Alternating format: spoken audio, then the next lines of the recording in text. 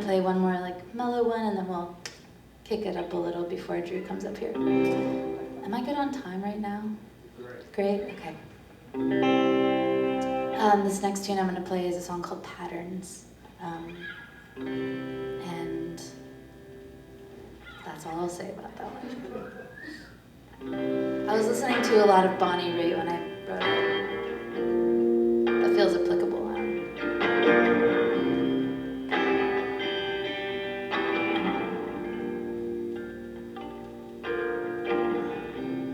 Maybe you will stay. Maybe you will go. But I get carried away, thinking about all the things I still don't know. Maybe you will learn about all my flaws, or maybe I will burn it down before you have a chance to know it all. Before you have a chance to know me.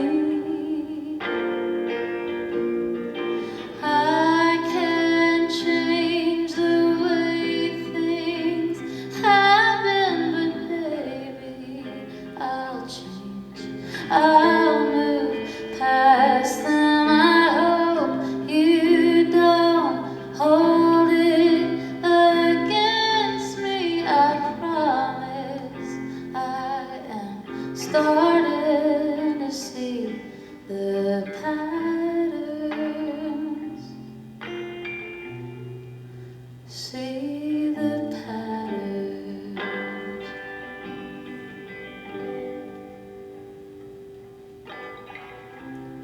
All that came before is written down in me.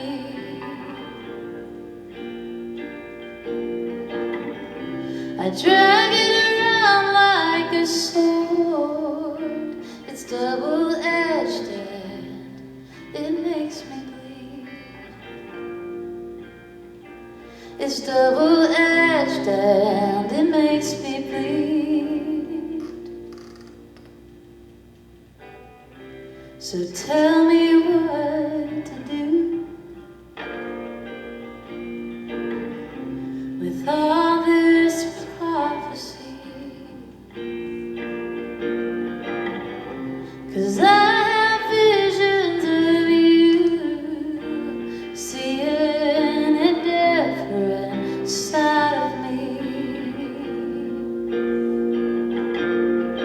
I can change the way things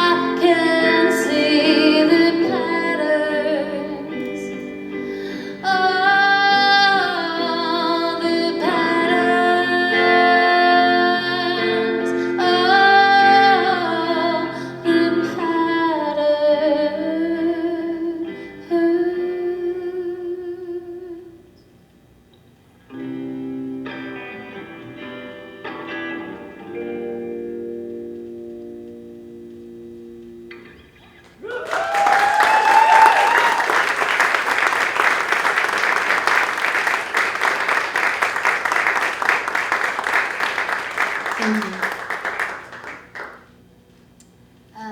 That song has been recorded and will one day see the light.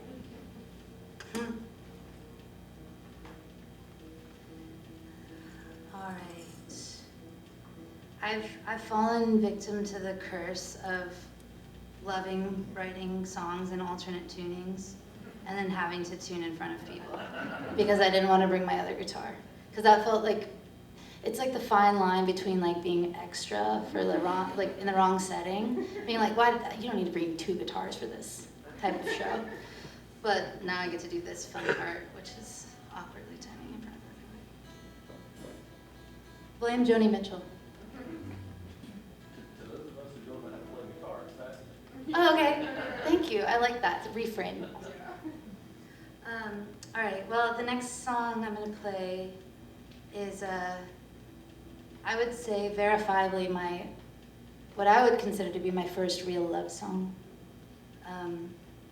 There's a lot of yearning songs I've written, but not a lot of true love songs. But I decided to try my hand at both things, true love and writing about it.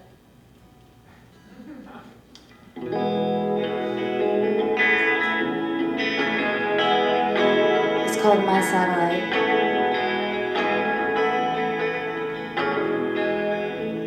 You always help me see the best for me before I can. Larger than Mercury in my galaxy, you're a titan. My satellite.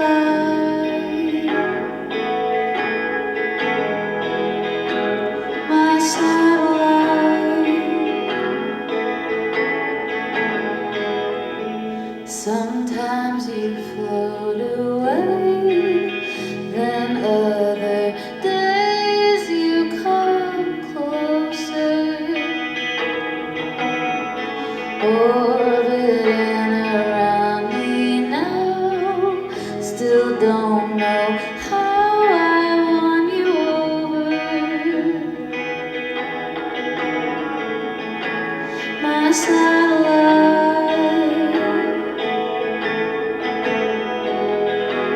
My satellite.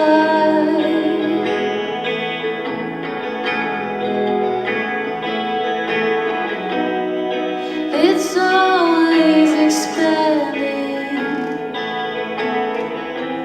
at the speed of light.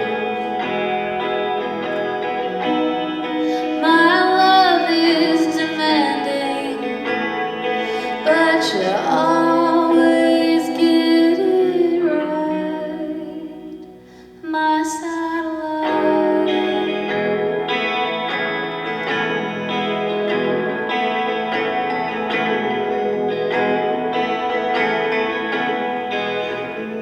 Some cosmic force unknown might be the only explanation for how the stars align for us to find this constellation.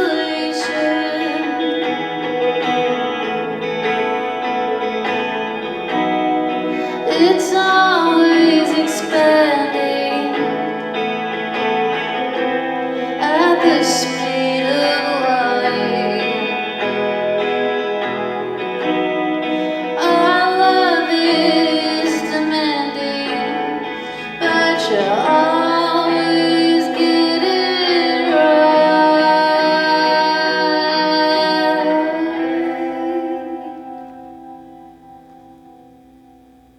My satellite.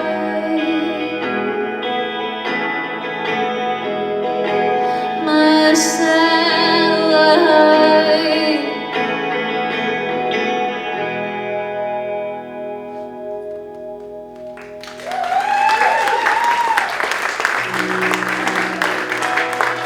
Thank you. Oh, well, that's it. Thank you so much.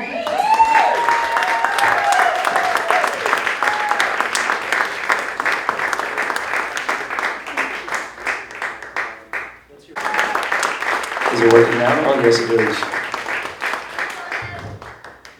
Oh, did I pull it? I think I know how this works better since it's my job and everything.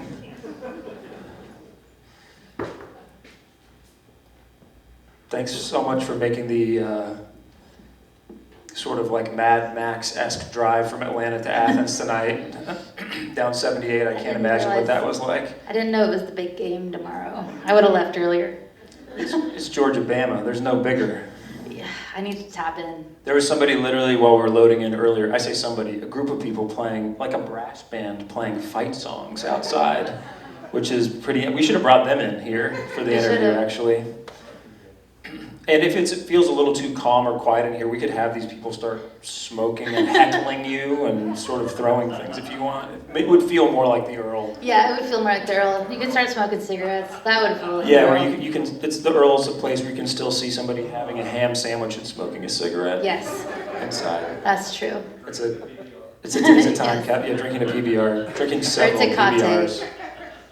Using the PBRs as the plate, actually. But no, I wanted to start off by asking you to just talk more about Hambidge. Hambidge, yeah. Hambidge. It's such an incredible thing that I didn't even know about until you told me about it a couple months ago. How do you get chosen? Like, what's the process? Are you submitting songs? How does that work? Yeah, so Hambidge, it's officially called the Hambidge Center for Creative Arts and Sciences, and it's they have all types of artists or scientists. Actually, not to call you out, Michelle, but my friend Michelle I met at Hambidge and is a professor at UGA, a science professor. So it's this. Wait, Michelle, what kind of science? Oh, nice. We're going to need a lot of that coming up. Yeah, an important person in the front row, y'all. But Hambidge is this 400-acre land in Raven Gap, Georgia. It's in this valley of the Appalachian Mountains. And this woman named Mary Hambidge, there's like a whole history about her, but basically she acquired this land and it was really important for her to do weaving and employ North Georgian women to do the weaving there. And some of the structures where they're doing the weaving and like the looms and stuff are still there. And it's kind of crazy. It's been this like untouched place since then. And then in the 70s when after Mary Hambidge had passed away, it was acquired by this like trust essentially, and they turned it into an artist residency. So that's like the quick history. But basically, to answer your question, you submit a proposal and they award people residencies based on the project. So I submitted a project idea, and then they ask you to like submit a portfolio and what is your idea? And essentially, they're like, if your idea seems like you would benefit from 2 weeks of solitude in the mountains, we'll let you come here and do it. And so I was chosen for the summer session, and out of like, I think it was like 300 plus people, 400 plus people, like 40 people are chosen for each one. Wow. So we both were there, Georgia representing, but there were people there from, when I was there were people there from Ghana, there were people there from like Philly, like all over the US, but also like worldwide. Wow, so is it like group meal situations? Are you all mingling all the time? Are you meeting new people, learning things like that? Yeah, it's actually funny you bring up the meal thing. So the only 2 rules of the entire residency are you can never approach someone's like cabin, studio without being invited, because they really like promote solitude and right, they privacy. want you to have your space to think. Correct. But the only other rule is you have to come to dinner at 7 p.m. Tuesday through Friday. That's really cool. Yeah, so everybody like sets up. The other thing that's really sweet is like everybody has to set the table together, and then before team building exercise. Exactly. Yeah. And then before we eat, we all take like a moment of silence, like basically like prayer, but not prayer. Right. And and then we all eat together. So we all got to know each other really well, and it was really, team building is a good way to put it. I didn't realize how multidisciplinary it was. I thought it was just for songwriters or visual artists. I didn't realize there were scientists there too. Yeah. So did you find, like, I know you had submitted a project ahead of time, so you sort of had maybe not a list of songs in your mind, but you sort of have an idea of some things you wanted to do, maybe some themes you wanted to work on while you're up there? Yeah, so actually my project that I did, the proposal that I submitted was not actually for like an album specifically or songwriting. I wanted to, when I went there, I thought I was gonna write a one-woman play, like a one-woman show. Oh, really? But then as I got there and I met with the other residents, talked to Michelle, I realized I was actually working on an autoethnography song cycle. Explain to me what that is. So essentially, I wanted to write a performance of songs that all like were linked together in some type of like linear quality about my life, but then using my life as kind of to talk about larger themes in life and in the world about being a woman, being a millennial, like coming from my family situation, which I won't get into, but like I think it's interesting, and kind of like applying that to larger themes. So the idea of an autoethnography is using your own life to be an example for larger themes. And then a song cycle is a kind of composed performance of songs that all link together on the same theme. So that's what I went there to do. Which So I guess cool. you could call it a concept album, but That's not really quite. cool. And we can do like full group therapy in front of these people if you do want to talk about your family. Sometimes that's pretty interesting. No, that sounds amazing, but so it just kind of evolved from the play into the album. Do you think, I'm just curious, like, compared to your regular process of writing, which we can get into that in a second, how much did just being around these other people in this space sort of change your original idea? Or did that just not really have anything to do with anybody else? It was just more the environment and the solitude and having like a crazy amount of time to think. It was extremely impacted by the people there. Like, honestly, not to call you out again, Michelle, but we went on this hike, because there's a lot of trails around Hambridge, and I was like, the first like 4 or 5 days I was there, I thought I was writing a play. So I brought all of these plays to read, I brought a bunch of like books about storytelling and kind of trying to figure out what I was gonna do. And then we went on this hike, and Michelle started talking about her own projects and writing like scholarly journals, articles, and I was explaining like what I was trying to do, and she's like, oh, that's an autoethnography. And it was like light bulb moment, and it changed my entire experience, because then I like stopped thinking about what is it like to write a play and more about like what is it like to write this project.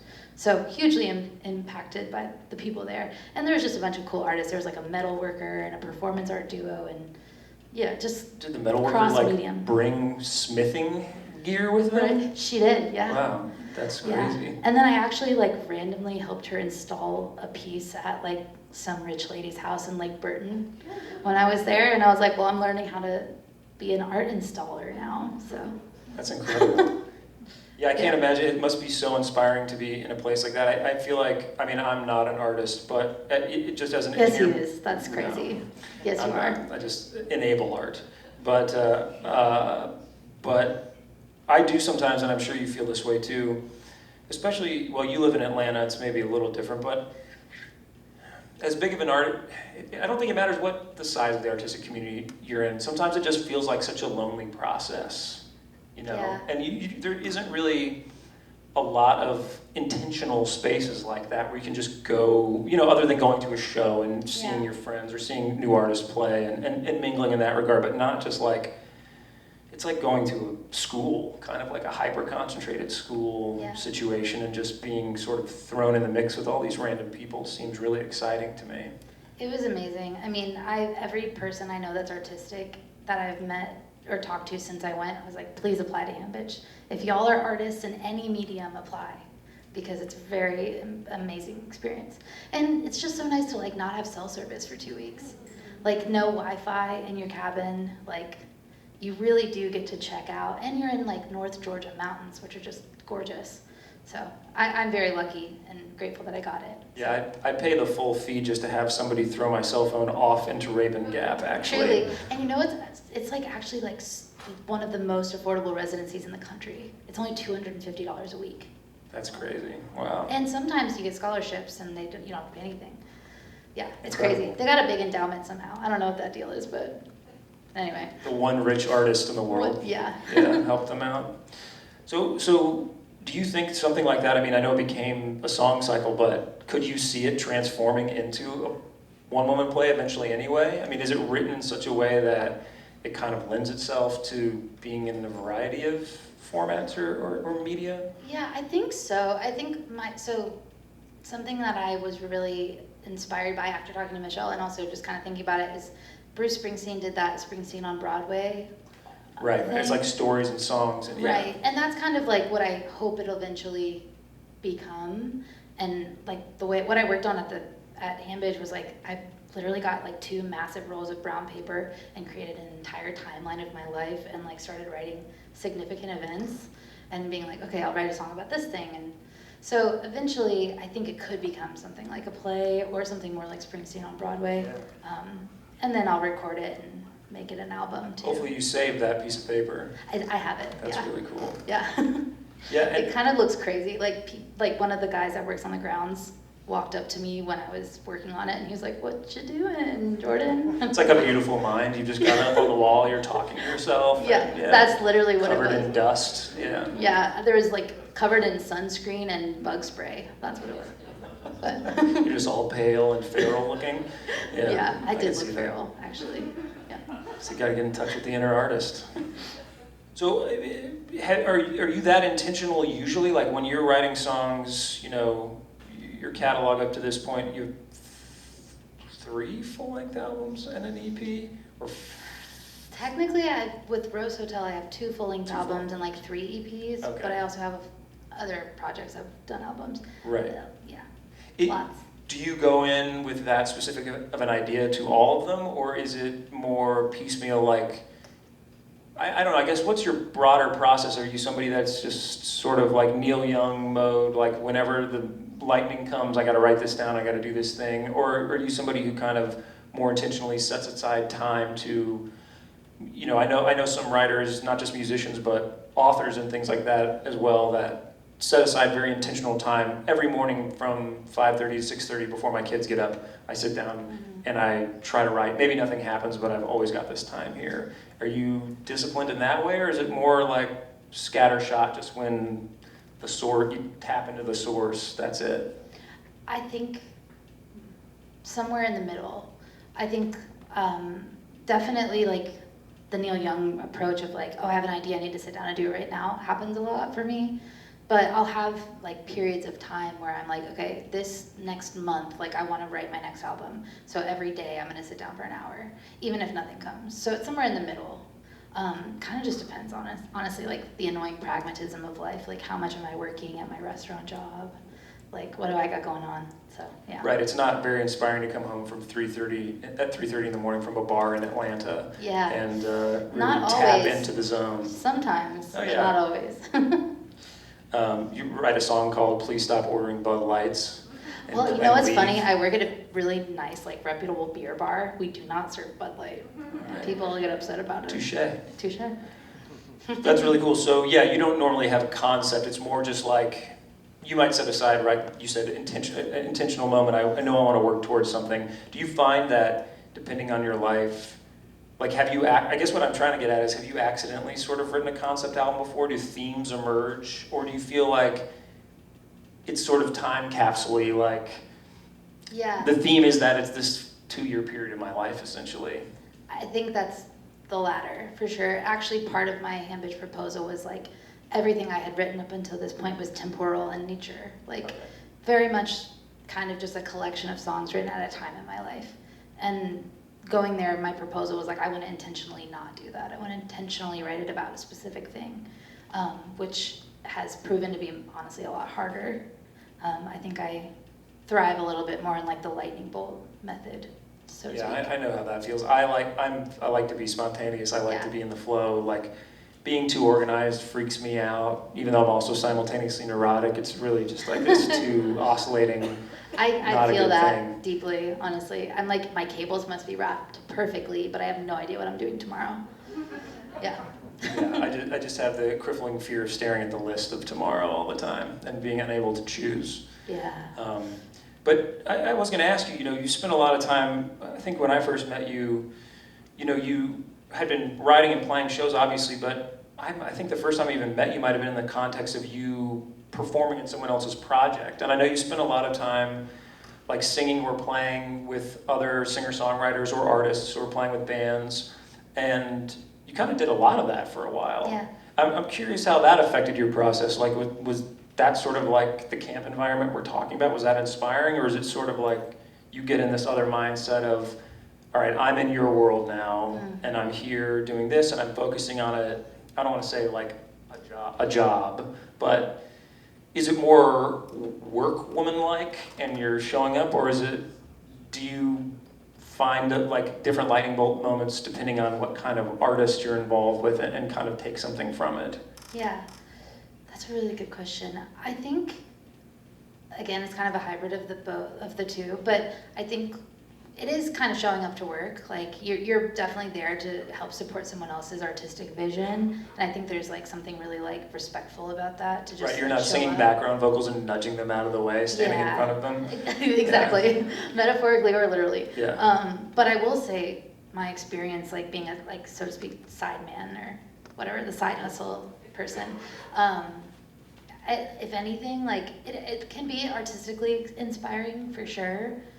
But if anything, it's been more like inspiring of like how these people run their bands and how they like the logistics and the business of it, and yeah. Like the kind of, I mean, like with like both Justin and Faye, I was very very impressed by the way they like kind of like manned the ship. So, and that was really inspiring, and it kind of allowed me to like see into their process of that and then apply it to my own band. Like playing in Susto is like Justin's constantly revolving artists and members of his band just based on availability. Oh, okay. And that always seemed like really overwhelming to me, but also it's like a very smart way to operate because you know you can like always make it happen. Yeah, I know a songwriter, she's Canadian, and sort of because of visa things and logistics, she has a Canadian band, a US band, and a UK band, so that she never has to pay for anyone to fly anywhere. So smart. Or deal with visa stuff. Yeah. So I did the same thing. Lee and Stacy know. Last year when I put my record out, I had an Atlanta band, I had a Nashville band, I had an Austin, Texas band, I had a New York band, and a Chicago band. That's crazy. It was a lot. So were you just relying on people like doing their homework, or were you showing up in time to have a rehearsal? Or We would usually have one rehearsal. I have, if anybody needs plugs in different cities for rehearsal spaces, I got you. But I made this, I mean, I made a Google Doc called the Rose Hotel Songbook, and I just had very detailed charts on all my songs, and I sent them out to everyone. I was like, here's the songs, here's the set list. That is very Please trusting learn of them. you. I don't trust musicians that much. I think, speaking of being inspired, I love, like I write all my songs by myself in my room on my acoustic guitar, and they're brought to life when you record them with that group. But every different group creates a different kind of perspective on a song, and to me that's like really exciting. Oh, that's true. That is really cool. It's like Yeah. a little different spin. Yeah. So you felt like, I don't know, in this context, you're sort of like coach and leader. Yeah. So you kind of just let people have this space of like, okay, well that pedal steel lick might not be exactly the same, but it's also good, so Yeah, we're gonna like, roll there. I don't approach, like for me, making records is like a moment in time. It's not like gospel. It's not like, you have to follow It's that. not the definitive version. It's the version that people are gonna hear the most maybe because it's Sure. recorded, but. You make it the nicest you want it to Right. be, but like when I went to South by last year, I had a whole band of Austin, Texas players, and they played it so different than like my New York guys who like are like in like crazy jazz bands. And to me, it's like if I write a good song and it has a good structure, it doesn't matter the arrangement, it's still gonna sound awesome. So to me, it's a challenge to like make sure I write like the song, the core of the song is solid, and then the arrangement is where it gets exciting and fun and different and not boring, Yeah, do you put songs through the acoustic guitar test where it's like, if it can hold up with just you and an acoustic guitar, then it's sort of passes the test? So I had not done that in my previous records. I think there are a lot of songs that I have that I love that don't pass the acoustic guitar test, but I think are cool. But for my next record, all the songs I've been working on, all the songs I played tonight that were new, that has been my test. I'm like, if I can't play it by myself on acoustic guitar, it's not making the record. Partly because I want it to be great songs, and also partly because it's really expensive to have a band all the time. That's true. Yeah, I mean, I feel like, too, in modern production, it's so easy to produce something in the box that's sort of this empty shell vibe. It's sort of giving you a vague, gray version of a feeling very easily, but the craft, like, the internet sold people on the idea, all these young songwriters, more on the idea of, look, you can be a producer and you can do all these things so easily with technology, that the craft of songwriting, that you can make something that impresses your friends in Ableton in an hour if you're 12 years old and you know how to use a computer. But like, there's not as much importance of people going into a live setting and sort of, for better or for worse, being judged by their peers, and sort of put through the ringer, and kind of that songwriting muscle getting honed. Yeah. I feel like people are focusing too much on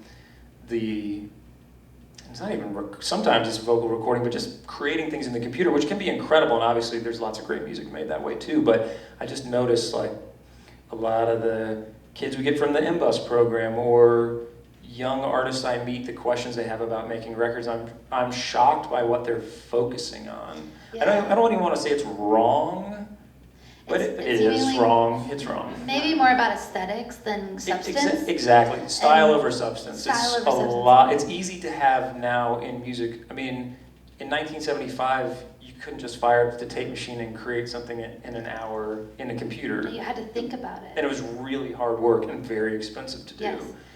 And it's cool that it's been more democratized, but sort of the flip side, the bad side of that is... There's a lot of shit. There's a lot of shit. That's a good way to put it. I mean, I think I just have like, I don't know, everybody has their thing, and I have a deep reverence for songwriters. So that's where my heart, my interest lies. And I'm more about substance than style, which I think probably isn't great for me in like the world of TikTok or whatever, but I just like... That's a dark world, you don't want to go there anyway. It's tough. But yeah, I have a deep reverence for like the tradition of songwriting, and like that music is our, one of our oldest art forms, and communicating through songs, I think, is really important, and that takes thought. And it doesn't have to be like acoustic guitar. It can be in Ableton.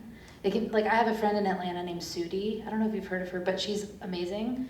She creates everything electronically, but the songs are there. Yeah, it doesn't matter, you pointed out earlier about arrangement, it doesn't really matter what form it comes out in. I think a lot about, you listen to those bootleg series things from Bob Dylan, and you hear the same song.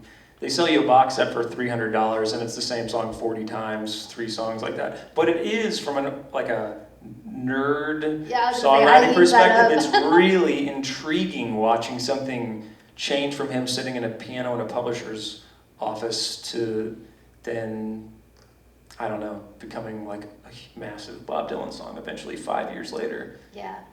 That's pretty exciting. Yeah. And you're right, it doesn't matter. It doesn't matter what form it happens in at all, but... Is there a reverence for the craft? Like, do you care about what you're communicating? Do you care about the structure? Are you subverting the structure, or are you adhering to the classic structure intentionally? Yeah. Like, all of those things are really important to me. Well, and just, I think, a genuine expression of emotion, right? I mean, it can be a story about somebody else, but I think now more than ever, because of the thing we just talked about, the shit you mentioned, that there's a lot of that in other media too, and people are hungry for authenticity now more than ever. I mean, I think obviously people have always connected with that, but I see it in movies too. I probably said this exact same thing last time I was on this stage, but like, nobody cares about Marvel movies anymore, and it's just, as we keep getting separated by the internet and society and whatever, people they want that. That's like a part of living. That if you don't have that, toast. I think that's why people this is just my personal opinion, but I think that's why people love Bruce Springsteen so much. And I love him. Like, I'm a very big fan of the boss, but he kind of is able to capture the authenticity feeling, even though none of his songs are really about himself. Like, he's like... Yeah, they're like little movies. Yeah, it's like almost like, I don't know. Like when you said Marvel, I'm like, well, it's like, almost like Bruce Springsteen has that grandiose, that epic quality to his music, but it feels authentic. So, I don't know. I love him. I feel like all those stories, there's a little bit of Bruce in them, though. There's a little bit, yeah. He's kind of veiling. He doesn't want to be that honest or direct. Yeah. Because he's a working class guy from New Jersey. Yeah. Dylan does it too, and Joni Mitchell. And, yeah. You know, current songwriters too, like obviously Adrienne Linker is one that comes to mind, Rosalie. Just people who can like craft a story that feels true to themselves, even if it's not. Yeah. I wish I could do that. All mine is like painfully true.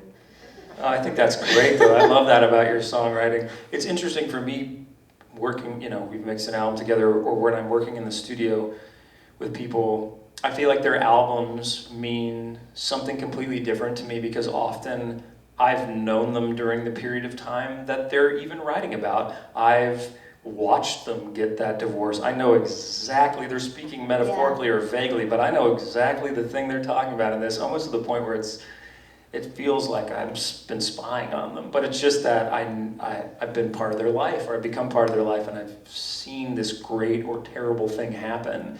And so I have a really personal connection to some of the albums I've worked on because it's like, oh yeah, I was standing there when that happened, and now we're making this. And I also think that like is a testament to why your records sound so good. It's because you have like a level of empathy that you just naturally have in the studio, and I don't think that everybody has, or chooses to exploit almost. Like people might have that empathy, but I'm emotionally exploiting people? No. I mean, that's not what I'm saying. I'm saying like some people might have empathy for what someone is going through, but then they kind of put that wall up and like the control room wall, you know? Oh yeah, well that's called a lack of emotional boundaries and neediness on my part. Yeah, well. I'm needing them to connect with me so that I can be okay. That's what that is. Okay, yeah. I see. It's a two-way street. Yeah. I'm helping them get what they need, but really it's just so that I feel slightly better. Hey, we all get it where we get it. It's the power of songwriting. True.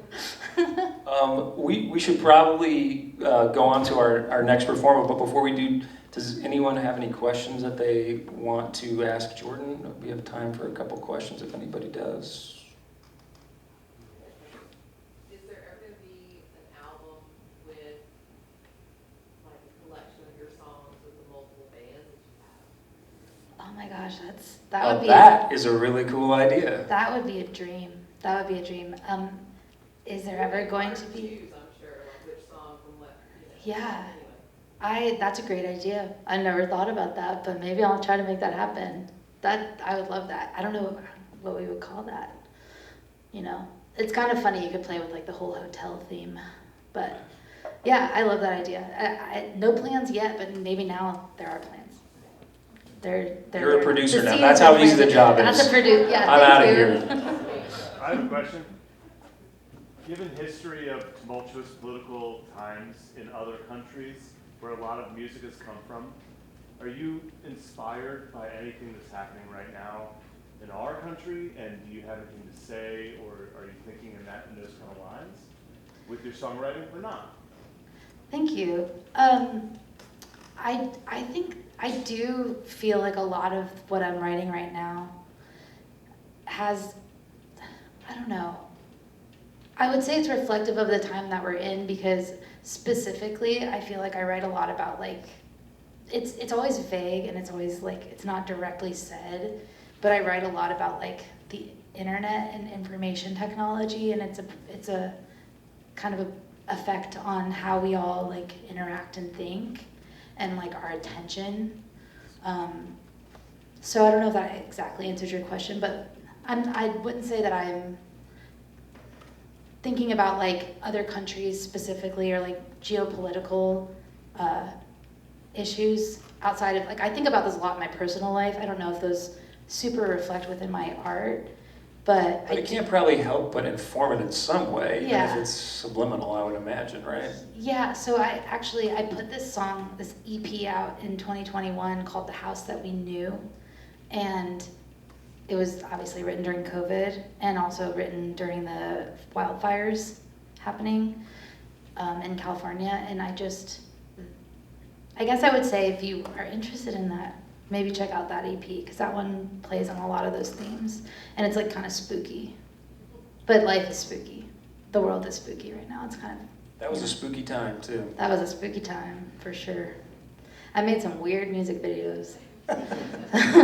They're online. Yeah, there's a lot of cool, weird music made during that time. Yeah. For sort of the opposite reason of being around community and being informed. It was like, just alone with those thoughts. Yeah. Yeah. And just like, where do we go from here? Everyone having, especially musicians and artists, having a like identity crisis. Massively.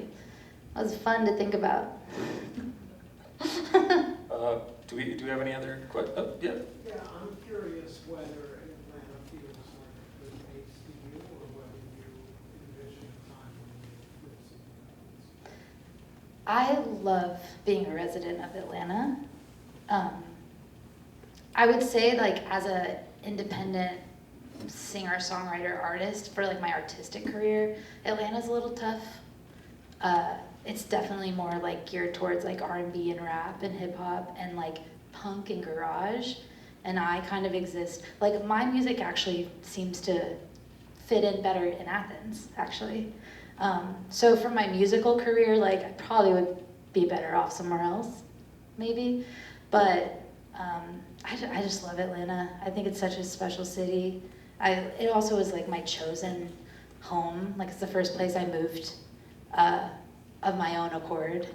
And I maybe will move someday, but no plans. I have to go to grad school in a few years, and maybe that'll take me somewhere else, but I'd like to stay in Atlanta. I'd like to stay in Georgia. I love Georgia. I was born in Michigan, and I grew up in Kentucky, but Georgia is my favorite, for sure. Maybe. You talked about organizing your songs into trilogies. You also talked a little bit about, in your residency, working through ideas of autoethnography and wrestling with how time works into your process. I just wondered if you move past time as a way to organize a concept like a trilogy, or to what extent you organize the ideas, how you sequence them into a trilogy when you develop songs in that way. Okay, thank you for that question. That's super interesting. I think when I'm thinking about a trilogy, it's less like temporal and more aesthetic and metaphoric and like content based. Like I was thinking about calling I don't know what the name of the trilogy is going to be yet, but I was thinking about calling it like the California trilogy, but it's more theme based than it is time. Although I guess you could argue it's time because they're all written around the same time, but that's kind of more of just like a side effect. But more so just, specifically I wrote these 3 songs all in the same key with the same chords, and I think like my younger self was like, oh, you gotta write more interesting chords, you gotta like do something more, do something different. And as I get older, I'm like, listen, I love the meat and potatoes. Like I love the key of C, I love the 1, 4, 5, 6. And just not shying away from playing with the classic structures. The fundamentals. The fundamentals, yeah. All right, well, let's hear it one more time for Jordan Reynolds, please, Thank everybody. you.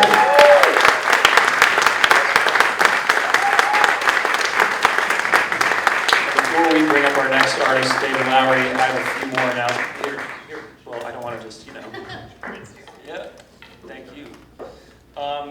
A couple more announcements. Just to announce that next year, April 23rd, 2026, that is my daughter's 5th birthday, but that's not what this announcement is about. It's the 10-year anniversary of the Vic Chestnut Songwriter Awards, and that will be at the Wharton Theater this year, so please hope you come out for that. None of this would be possible without the folks at the Vic Chestnut Songwriter Awards. It was really a conversation that I had with Ellen Bryson here at a Rotary Club meeting that helped spawn all of this. I also want to thank a couple other people. My fellow Athens Songwriters Forum committee members, Ellen Bryson, Gerald Burris, Bill Cody, and Libba Beecham. This wouldn't be possible without them either.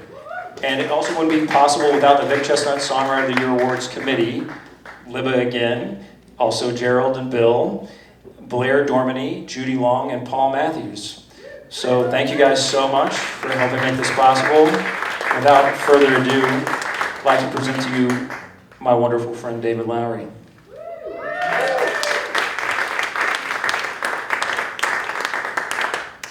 thank you so much. It's a pleasure to be here.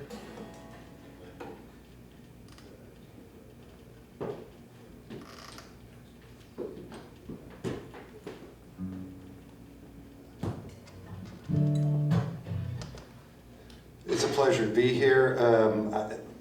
Was this a theme, Drew, that everybody was gonna, that both of us did sort of these autobiographical sort of projects, or it was just an accident? It was just an accident. I used up all my good questions about that kind of stuff on Jordan, so we're just gonna have to figure out something else. Yeah, we'll talk about something else then.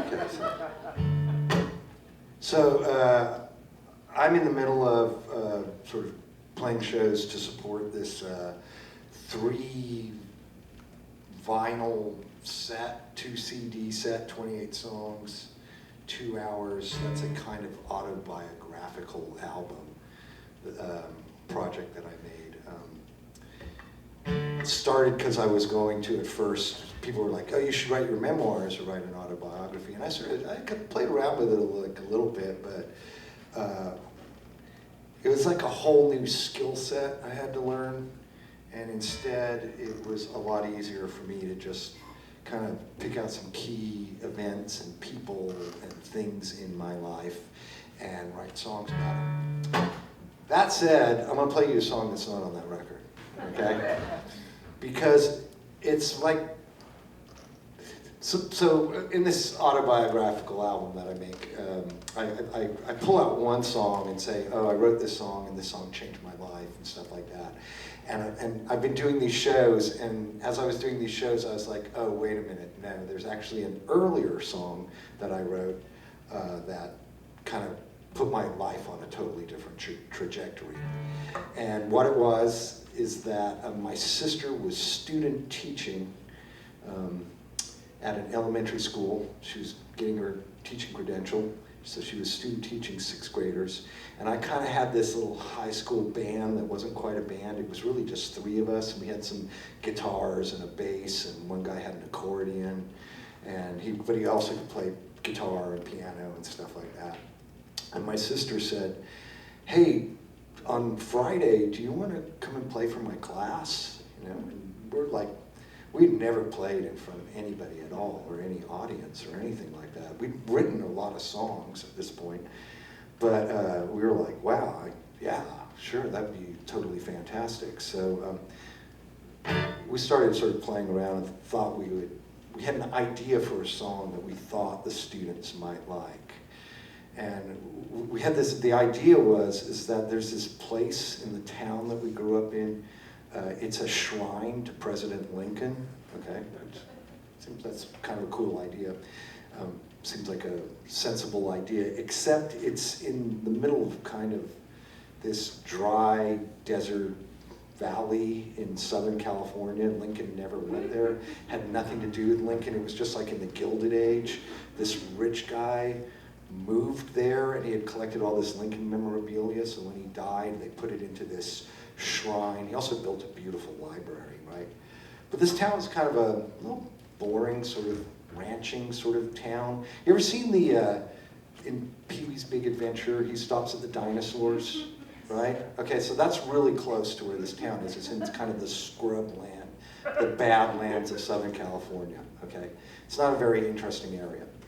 And so these poor kids, every year, they have to go to the Lincoln Shrine as a field trip because there's nothing else to do. I mean, like I remember one time my little sister came home from school really upset because they took her to the butcher shop for a field trip, right? So the kids had to go to the Lincoln Shrine every year. So we wrote this song about it, and the thing about it was that it was the first time we ever wrote a song where like people sang along with it and liked it, and they're like, we're taking this song and we're making it ours, right? These kids were like, they love this song. And my entire life since then, I guess probably like almost 50 years since then, I've been chasing that one moment, right? It's kind of sad. It's like the junkie chasing the first high. So anyway, I want to play the song for you really quick, because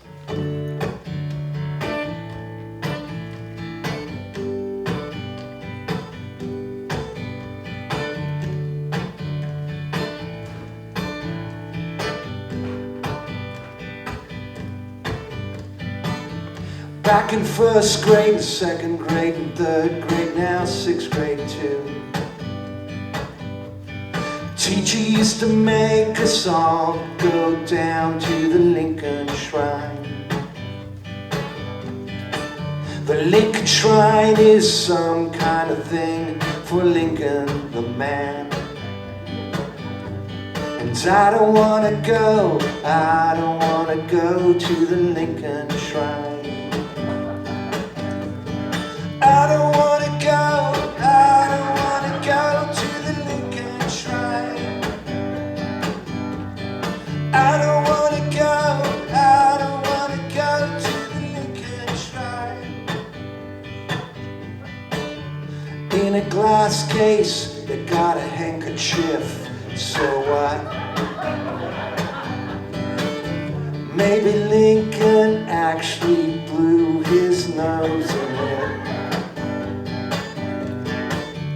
Over here there's a letter from his Aunt Mary. She lived in Fontana. And I don't wanna go, I don't wanna go to the Lincoln Shrine. I don't wanna go, I don't wanna go to the Lincoln Shrine. I don't wanna go, I don't wanna go to the Lincoln Shrine. I don't wanna go, I don't wanna go to the Lincoln Shrine. I don't wanna go, I don't wanna go to the Lincoln Shrine. And exactly as we had hoped, all the kids sang along with that, okay? All the teachers came out of their classrooms, came down the hallway. I'm sure the vice principal came down and glared at us. But it's pretty cool. There is another verse, but I can't remember it.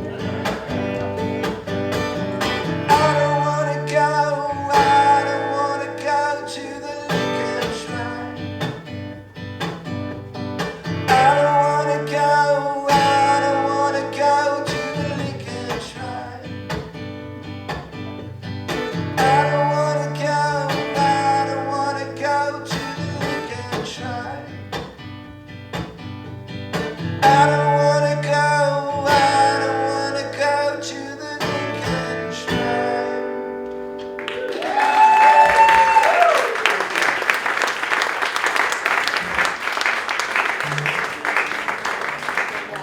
I had all sisters growing up. I didn't have any big brothers or little brothers. I did have these cousins that kind of acted like my big brothers. They were really, really nice to me. They were like really protective of me and stuff like that. But they were like really super bad. I mean, like really bad, okay? So like, you know, went to prison and stuff bad and stuff like that. But I really liked them. So this song, that's part of this song is about being conflicted about that, but this just tells the story of my family in the low desert of California, including those cousins.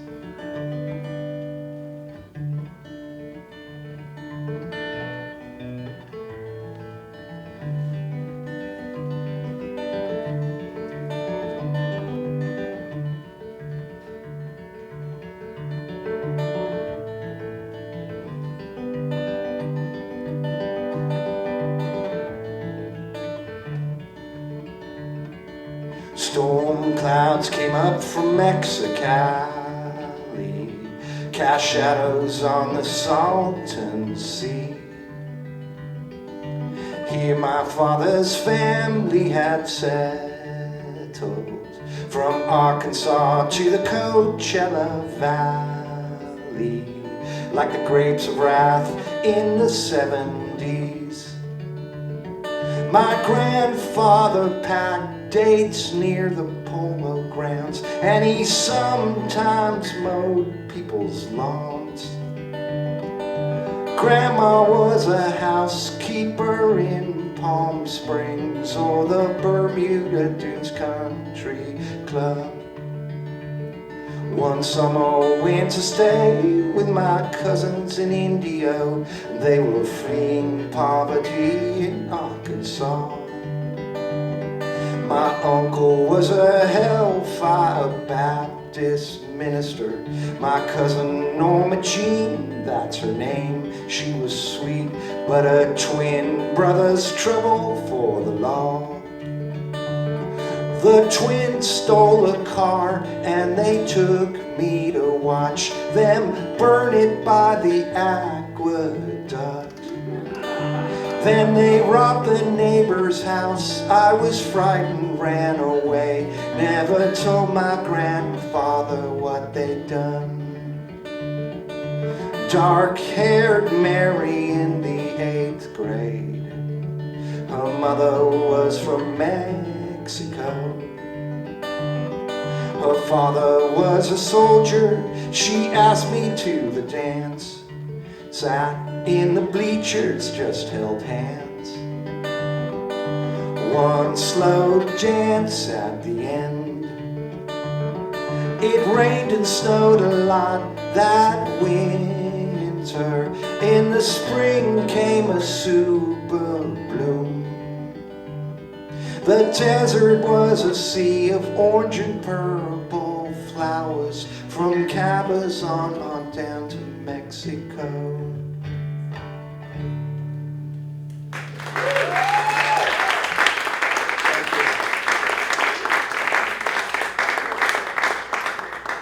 My father was in the Air Force. We lived in Spain in the 60s when Franco was the dictator there. It's interesting, to say the least. It was really problematic for my mom because she had grown up she was like one of those World War II babies that had grown up in the Blitz, and they put her on a train one day with all of her siblings and just sent out into the country and grew up on a farm. It's really confusing to me to this day, like who is my uncle that's actually related to us, or aunts or cousins, and who are from the farm family and stuff like that. But anyway, Franco was more or less on the Axis side during that war, so she was really not happy about living there at first. But then, I don't know, it was also an amazing place to grow up in an amazing time. It was like growing up in like a Gabriel Garcia Marquez novel or something like that. I mean, there were like donkeys on the street. The doctor who came and gave us our vaccinations rode a horse, like in our neighborhood. Anyway, it's also some pretty dark stuff there as well too. So here it is.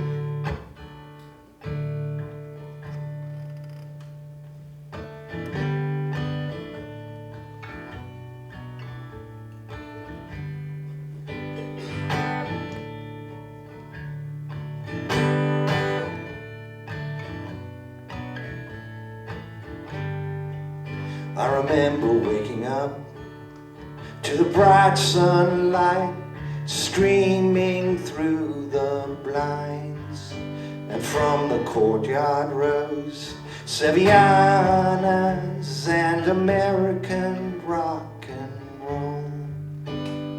My father in his Sunday best played records for his friends. I tasted sangria from a half-full cup, and my sister slapped my hand. And then we followed on the swelling crowd to the Plaza de Toros.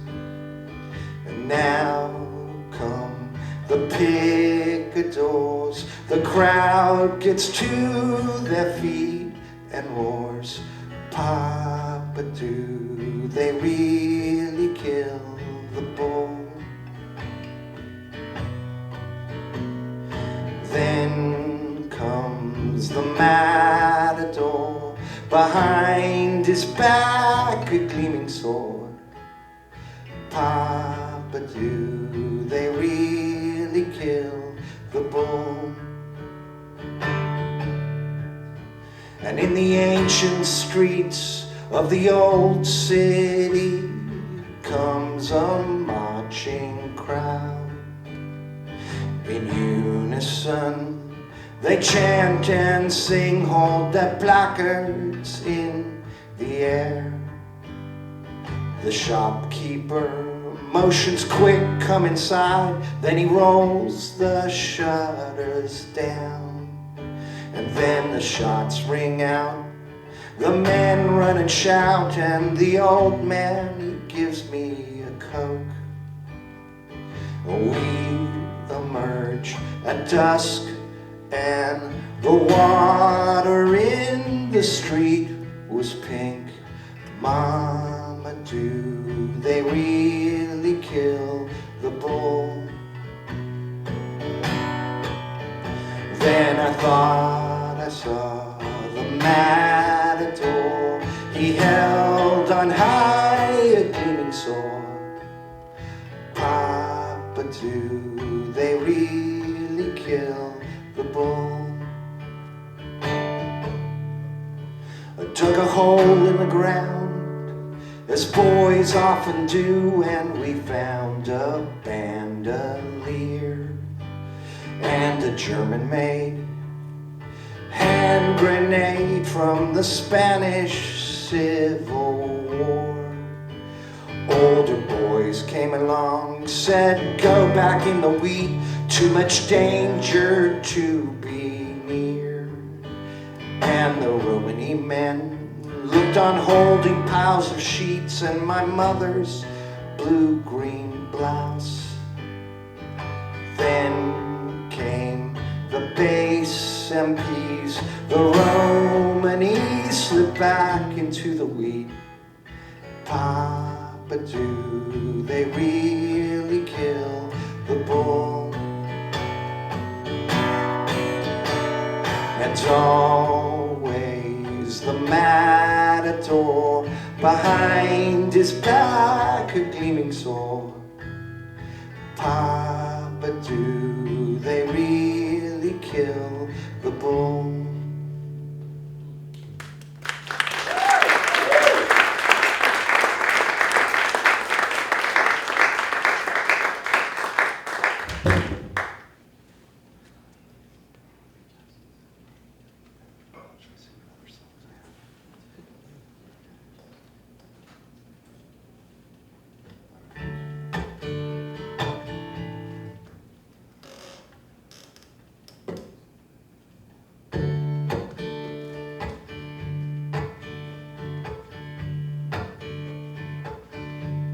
La la la la la, la la la la la, la la la la la, la la la la la la,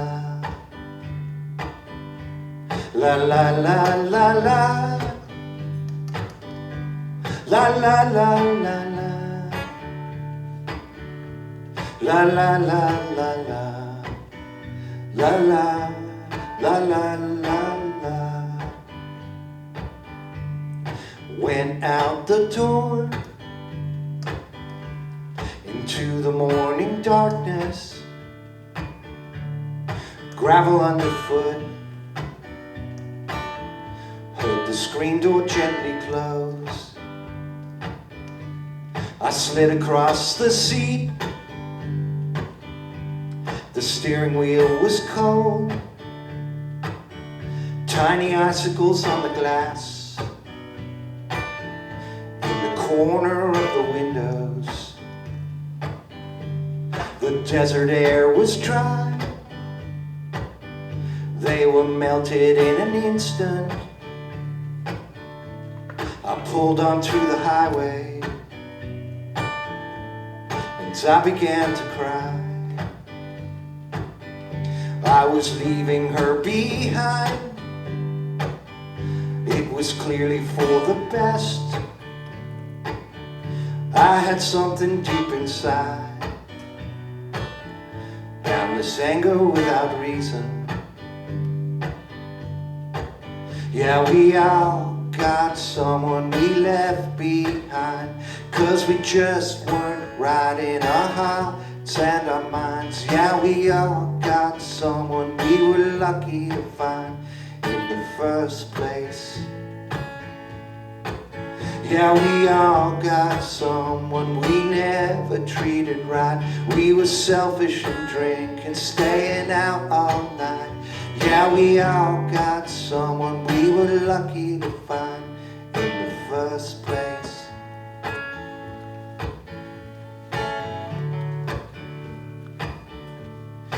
When she awakes, I hope that she's not sad. I loved her from the first time I laid my eyes upon her. Got a little house, drove a truck, played in a band, got some Mexican chickens, and we raised them on our land. Talked of having little girls, they'd have their mother's little curls. It was more than a dream. Yeah, one day they'd be real.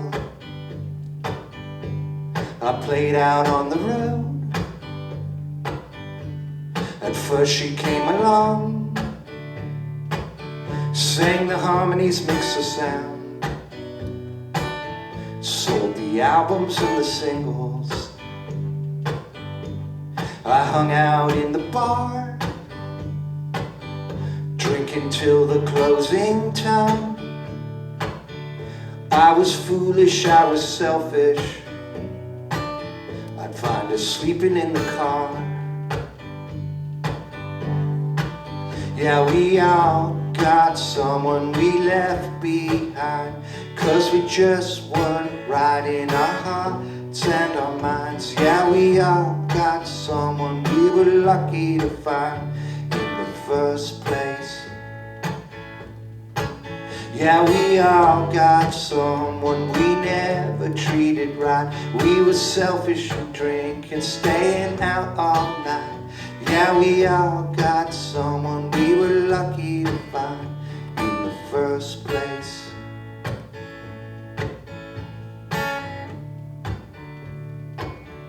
She went back to our house to feed and raise the animals. We slowly grew apart, and I was growing meaner. I drank when I got up, 'cause the motel room was hot. Something stupid I had done. I was lonely for my girl. There was always someone else. Then there was another. I could barely stand myself. I was stoned all the time. When I finally came back home, she said something changed inside you. I smashed a glass against the wall. Went out walking in the desert. When I come on back, she was sleeping peacefully. I knew that she was better off without me.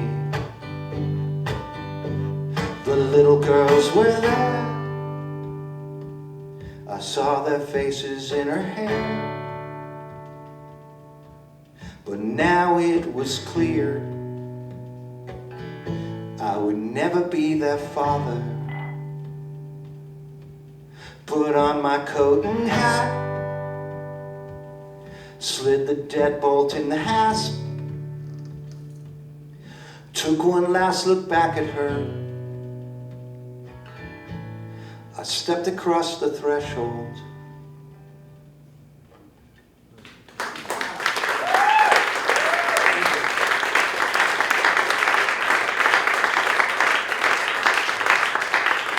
I'll play one last song for you. I wrote this. I wrote this song partly because a lot of times I felt like in my life, especially with my bands, like the part of my life that people know that's public, there were a lot of people that were key to my success and our success and stuff like that you've never heard of. So I wrote this song about writing the song "Take the Skinheads Bowling" with this guy named David McDaniel, who I co-founded the band with.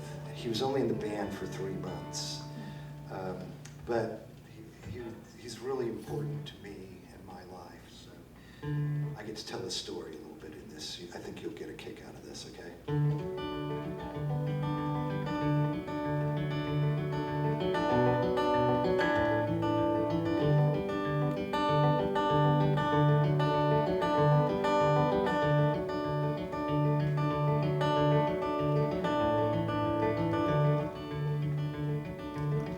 I was working in a liquor store in San Bernardino, summer of 1983.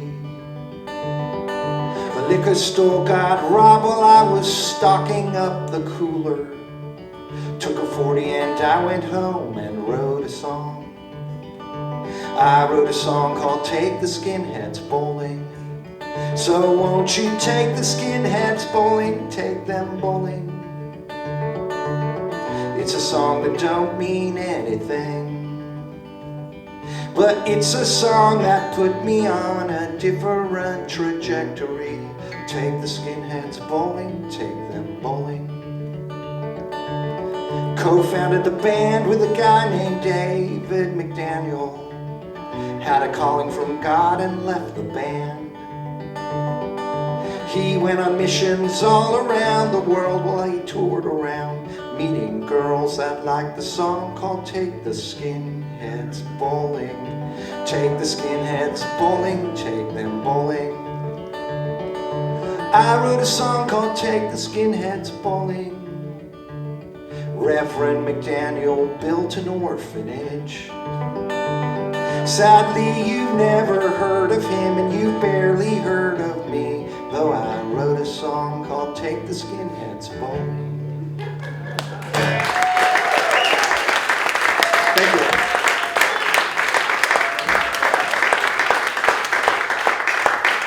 So I think you get the idea of the 28 songs from this.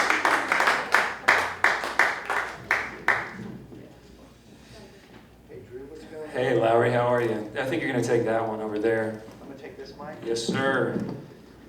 I'm a professional, so I can handhold this. A mic change mid-set? Yeah. Yeah. Well, you playing that last song, it let me, I have a bunch of questions, but one of the things I wanted to ask you about is, I've been working with you, well, I've been in the studio a lot with you at this point, since I was 22 and I'm 40 now. 18 years we've been working. Which is horrifying. Right. I mean, not that we've been working together that long, but that I'm 40. But my history, not with you, but, you know, David's wife, this is just an aside before I ask him the first question, because I want to make this... You worked for a record label. I worked for David and Valina's record label, and I was an intern at the 40 Watt when I was 16 years old. It was my first job in the music industry, working for David's wife. And for some reason, my parents let me do that. My mom's here tonight. You can thank her for all of this. But yeah, Valina and Dave, before, I didn't know David then, but they had a massive impact on my life from the time I was in high school. It changed just like Reverend Dave. Valina changed the trajectory of my life forever. But I want to ask you something. You know, we've worked together a lot, and you kind of have this interesting, it's something Jordan touched on earlier, where she's not worried about the definitive version of a song. Right. And like when we've worked on something, we've recorded several versions on different albums of other songs, and I kind of wanted to talk to you about that. You are certainly never afraid to revisit something. So I guess for you, what causes you to feel like you want to re-record something or present it in a new light again? Is it that you've played it live for 5 years or 10 years since the last time you recorded it and you feel like it's morphed? Or I don't know, I'm curious about that. Well, I think some songs have multiple recordings in them, right? Okay. Multiple takes on them and stuff like that. Some songs are like, so there's an old like record business like sort of concept where like the old record business people from like the 60s and 70s would say that's a song, and they'd say that's a recording, meaning that sometimes like what makes a song really popular and engaging and is there's a recording of it, and it's not really that unique or that really much of a standout of a song, right? So if you're distinguishing between recordings and songs, if it's a song, there are multiple recordings of it, in my view. And they're interesting to explore sometimes, and just like to do a different version of a song. Right. Let me give you an example from our career, like the song "Low," who's made like tons of money for me and stuff like that. That's a recording. That's not a song. If I play that on acoustic guitar for you here, you would have been like, if I had to play that for somebody at the record company, they would have been like, "What else have you got?" Right? If I played it on acoustic guitar, it's not about the song. It's about the recording of it, and it's a good recording. I mean, you have really amazing recordings that are a pleasure to listen to, and then. The recording though kind of makes it a song. Right. So but songs, if you're talking about songs, they have many recordings. Right. This is sort of the positive way, a better angle to look at sort of what Jordan and I were talking about, where I was sort of complaining that sometimes people lean too much on the recording, on the arrangement, rather than focusing on the core songwriting, and that's the distinction you're making here. That's interesting, and I've never. And so this album is all songs because they're so sparse. Right. It has to be all songs. Right. And it, I think just the nature of the intimacy of the songwriting, the autobiographical nature of this collection of songs, it sort of forces them to be songs. You can't hide behind. I mean, some of the things we were recording, some of the subject matter you were talking about, I think about songs like Mexican Chicken specifically, but I feel like. I don't know. It's you can make people laugh, but you also sometimes there's not a dry eye in the house where it just so reaches in there and pulls it out. And I'm curious too. You're sort of known, I think, from the Camper Van Beethoven days and stuff like that. And Take the Skinheads Bowling is a great example of this. I feel like you've always done a great job of oscillating between sort of like very earnest, but also. A large part of your catalog is telling these universal truths, but with a pretty big sense of humor, a kind of like tongue-in-cheek nature. I'm curious, like, over time, my observation of you is that over time that balance has shifted to becoming more and more earnest. Do you think that's true? Yeah, it's definitely more serious now. I mean, when you're 20, you can write, just ridiculous songs about ridiculous things and present them with sort of a swagger in a way that makes people sing along with them, but they kind of don't really mean anything, or they mean very little, but that's nothing wrong with that. I mean, I say that at Take the Skinheads Bowling. It's a song don't mean anything. I mean, literally written with where we're like going, okay, well the next line, that line can't work because it's starting to imply that there's some sort of theme to this song. So you can't, like each line must like wreck the line before. You're actively avoiding theme. Yes. Okay. Yeah, and I guess you haven't lived that much. No, some people have lived a lot by a very young age, but most people, it's like there's not enough fodder there, really. You have personal experience. Yeah, personal experience. Yeah, the 20, sometimes you hear the 22, 23-year-old singers, they're like, well, this is about the things I've learned about love in my life, and you're like, my dad cut off the credit card. Yeah, that's a tough, that actually sounds like a song title. They're like Sinatra. They think they're like Sinatra, and they're like 22 or 23, like looking back at their life, So I didn't want to do that. Right. So Take the Skinheads Bowling, or Cattle Reversed, or Aren't Y'all Cowboys from Hollywood, or whatever things we sung about back then. But you did have a very, like you brought up, you had a very interesting upbringing from a very young age. So like when you're kind of trying to be ironic and funny, well, I guess you sort of answered my question. you maybe even had stuff you could have talked about a little bit, but you were sort of very directly saying, nah, screw that, I just want to sort of be absurd. Yeah, kind of. Yeah, I guess that was it. Or maybe you couldn't even see that yet, I don't know. Like, when I was 22, I was... You know, one of the things is growing up, like, sort of the way my father was in the Air Force, that's why we were all over the world and stuff like that. Both families are really super interesting. I didn't know my upbringing was so weird, you know. I thought everybody had cousins that robbed houses and stole cars, and ex-Klan, you know, members who were now preachers, and you know, right. like, I mean, just crazy stuff, or like, you know, uncles who worked on satellites, and you know, I don't know. Yeah, right, because I guess when you're a kid, that's the only life you know. You have nothing really, you haven't lived enough to compare it to a bunch of things, so that is your You just figure normal. everybody has that stuff in their lives. Right. Well, who were your cousins that robbed liquor stores, right? So, Yeah, exactly, when you're comparing notes with somebody, yeah. Well, your mom was English, right? So what did she think, because obviously this is your American side we're talking about. What was it like for her to sort of be thrust into the Southern California desert amongst these people? Was that shocking? Did she enjoy it? She had lived with them in Arkansas before, because my mother was English, and she got married at 18 and moved to the United States, to Arkansas with my dad, and then to Texas. So we were right on the Texas-Arkansas border, right? So kind of both places.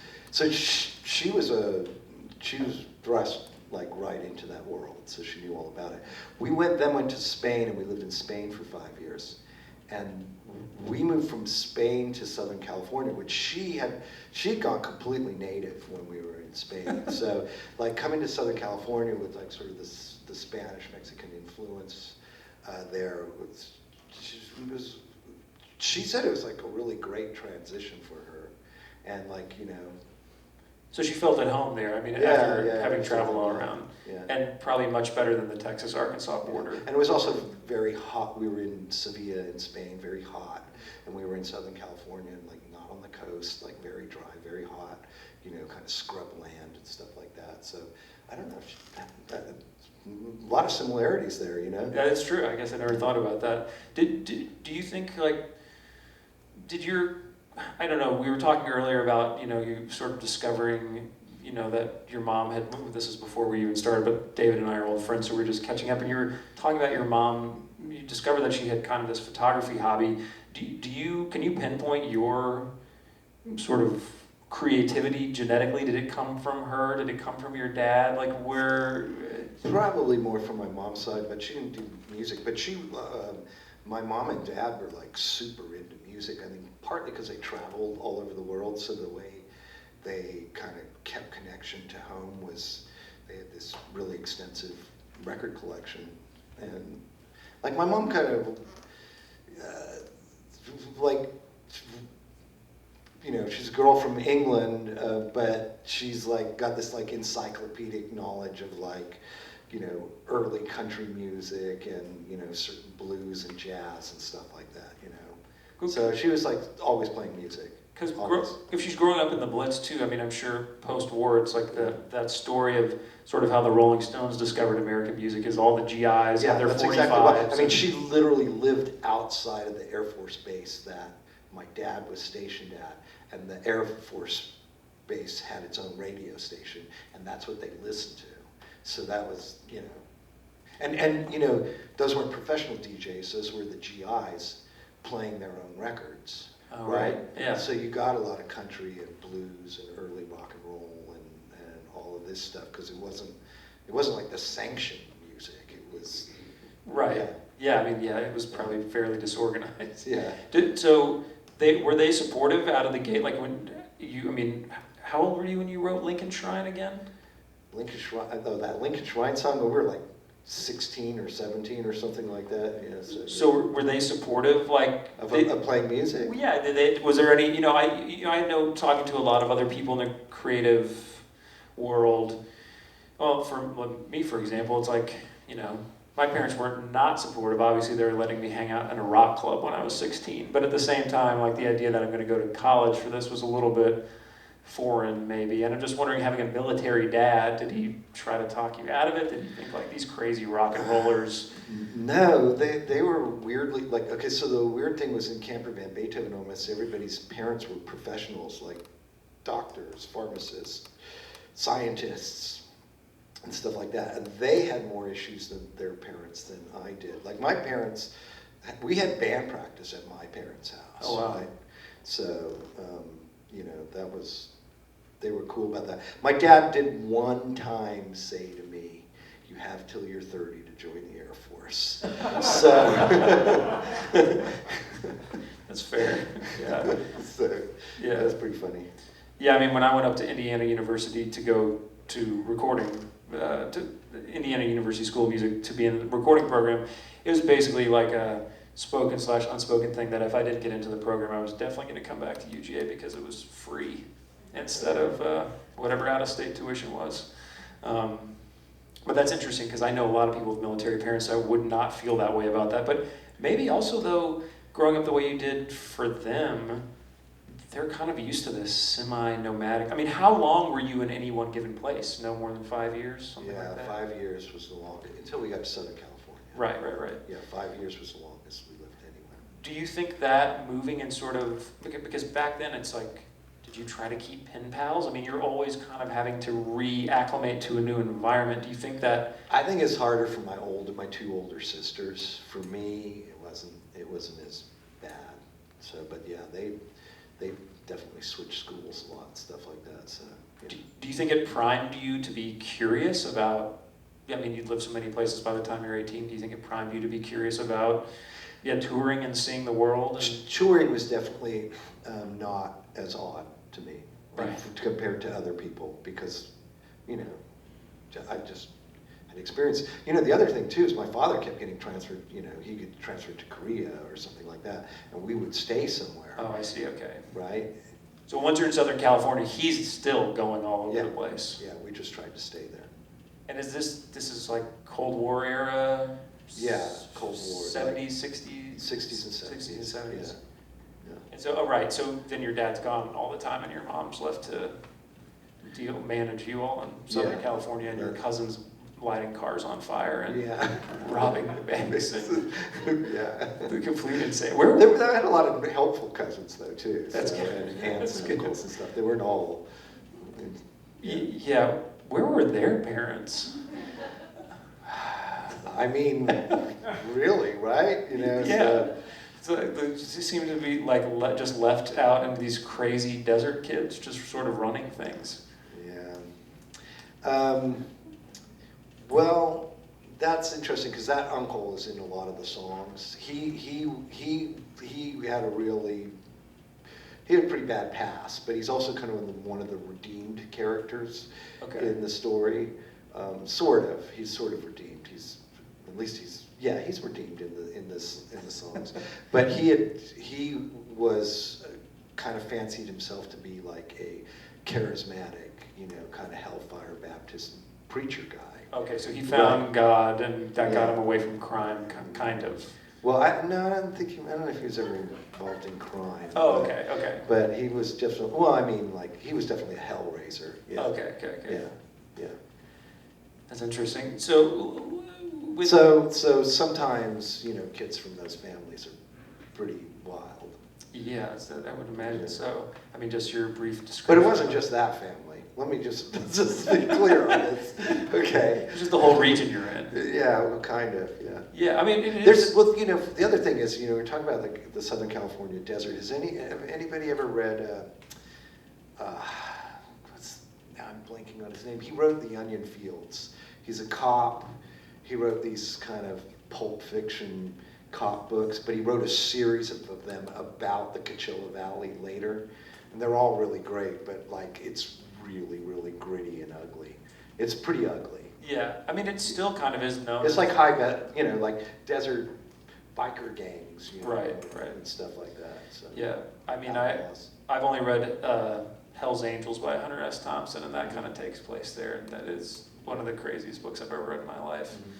So, how old are you when Camper Van Beethoven starts? And you guys met each other at UCSB, is that right? Well, three of us were from that area, Okay. Southern California. So Victor, Chris Mola, and me, and then David McDaniel too, but he was only in the band briefly. All three of us were from there. And then Chris Mola went off to college at UC Santa Cruz, and me and Victor just kind of looked at each other and were just like, well, we'll go there too. We'll go up there too as well. So we did. I wasn't actually in college at first. So there, I didn't get in right away. Yeah. So we went up to Santa Cruz, and then that was a very fertile ground for what we were doing. And we found other people, who, fit into the band really well, and that was a good place for us to be from.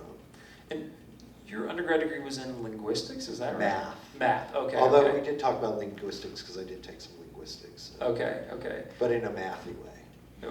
Okay. Like Computational linguistics is kind of what AI and search engines and all that stuff is kind of grew oh, out that's of. how it's breaking down language. Yeah. Okay. That was the only reason I took linguistics. Okay. Yeah. So you had an interest. I know later on in life, obviously, you applied math well, we'll get into that at some point. But so you've kind of had a brain for math for forever. Yeah. So, but I mean, like in this way, in that, like when I was going to become my second half of my sophomore year, when I was qualified to be a sophomore or something like that, I had to declare a major, and so I just looked at my classes like, what am I doing the best in? So it was math. So I just became a math major, but not, I mean, just randomly in the office. You chose the path of least resistance. I chose the path of least resistance. I didn't have to write papers. It was awesome. This might come as no surprise to you as somebody who's been around a lot of people in the music industry, but I recently met an A&R person who, the only reason he's an A&R person is because he was a kicker on the football team in college and he had to pick a major and he chose music business at Middle Tennessee State. And now he has people's lives in his hands. Which, yeah, that's like half the music industry, honestly. Yeah, that's true. Or more than half. Well, I was going to ask you, people have probably asked you this before, but I'm super curious, speaking of Low, when you say it's a recording and not a song, what was the spark of that? Like if it's not a great song, like how did it come to be in its... It's an adequate song to have a recording of it. Okay. Let's put it that way. But Okay. the recording's really good. I don't know. It just Yes. some spark happened or Yeah. something like that. It's the same three chords over and over again. It's just Davey's alternating what he's playing in the bass, so he changes the sections up, and then John plays different riffs in it, and then I'm just riffing on The Wizard of Oz and Baudelaire. That's all I'm doing. Really? Yeah. That's great. So did it come from a jam? Yeah. It's Okay. like just kind of a jam. Like when we're recording in the studio, I'm still trying to figure out the words to the song. So It's crazy how many huge songs are that way. Our mutual friend Dennis Herring, he told me that when he was producing Modest Mouse, the only reason they recorded their huge song Float On is because they just got done early. And they're like, yeah, we have this other dumb song that we should just record or whatever. I know. But that is actually very, very common. That's the thing that happens all the time. I know, it's so weird. You always got to build an extra time for the B side. That will be your biggest hit ever. Yeah, that's right. Speaking of being in the studio, so obviously you have this huge solo career, you got Cracker, you got Camper Van Beethoven, but at a certain point you also got interested in producing and recording and writing with other bands. Like what was the first project you did? Like what was the first band that you recorded outside of one of your bands? And how did you sort of become curious about that part of it? I recorded a San Francisco band called the Catheads. Okay. And they had this one really, really great track that I just really liked. It's like, yeah, I'll record your album. And I did it. But I kind of didn't really know that much about I knew how to record like Camper Van Beethoven records, but I didn't really totally know how to record other bands necessarily. So it took me a little while to figure that out. But eventually I bought a studio in Richmond, Virginia, because that's where I lived, and we basically started having hits. I was like, there was a studio that was adequate for recording professional bands in. And the guy had recently been shot in the ass because he had a drug deal gone wrong, and his wife. Is he one of your cousins? Not one. He was shot by one of my cousins. Yeah. No, I actually was thinking about this, actually, and his wife made him sell the studio. He came into the studio and said, unless you're going to buy the studio from me, I'm going to close it. And it was the only place to record for bands in Richmond. So I called a couple of friends and we bought the studio. Oh, wow. And but it is true, he was shot in the buttocks. It's a warning shot. And that's why he sold the studio. So. That's crazy. So you recorded the band from San Francisco before any of that? That was just your sort of first foray? Yeah, so I bought a studio, and then I kind of learned to record things, and then I had to have a flow of people through the building so that when we weren't using it, the bills were paid, and I could keep the staff there and all of that. So I started kind of like first co-producing, and then I started producing things, and eventually I got up to where I knew what I was doing. Yeah, did you meet, I know, for example, you produced a Counting Crows record. Is that something that happened on tour? You formed a friendship with them? And one of the members of Counting Crows was in Camper Van Beethoven. That's right. And so we just knew them. Gotcha. Yeah, so that's kind of where that connection came from. But he really loved Adam really loved the Cracker records and the Sparkle Horse records and a couple other things that I'd done. So that's how I ended up producing them. So yeah. I think one of my favorite, David's told me a lot of incredible stories over the years because like we just said, we spent a lot of time together, but I think one of my favorite stories that you've ever told me, and I could be getting this slightly wrong, is that you're in Hollywood, you're recording the Counting Crows record, and it's been a long process. Maybe he was the engineer, the assistant engineer. As somebody who's done this a lot and had a very unhealthy relationship with work, I can tell you that it's very easy to work 80 to 100 hours a week on accident or whatever, and you just get very addicted to the job, and I definitely did that in my early 20s. But I think David told me that they took a break from the studio one time, and this young chap was with them, and he sat. Second engineer. The second engineer. Yeah, their second engineer who has to be there before everybody and after everybody. So literally, he would just stay in the studio. We'd rented a house, turned it into a studio, but he was living there. And so the thing that I would do for him is every night I would drive him down to the 7-Eleven, and there was a grocery store right next to it. There's a bunch of 24-hour stuff. I would drive him down to Sunset Boulevard for his break. I felt bad for him and stuff, and I went into the grocery store one time, and he'd always finish up by going and getting nachos, chili nachos, or at 7-Eleven, and sit on the curb and eat them. And I returned from the grocery store and was walking back to the car, and I saw him sitting on the curb, and there was a very nice-looking not older woman, probably some starlet that I didn't know who it was because I never recognized Hollywood people, but she was probably about 40. She was very good looking. She was in a convertible, nice, high-end Mercedes and stuff like that. And she'd gotten out of her car and she was trying to hand this guy, Rich, the second engineer, something. I was like, what is going on here? So I just stopped and I just let the whole thing unfold. And then finally he took whatever it was, but there was like a bunch of arguing back and forth and stuff like that. And so finally I walked up to Rich and I was like, Rich, what's going on with that lady there?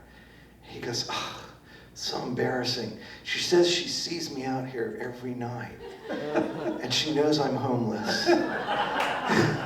And so she gave me $500. I tried not to take it.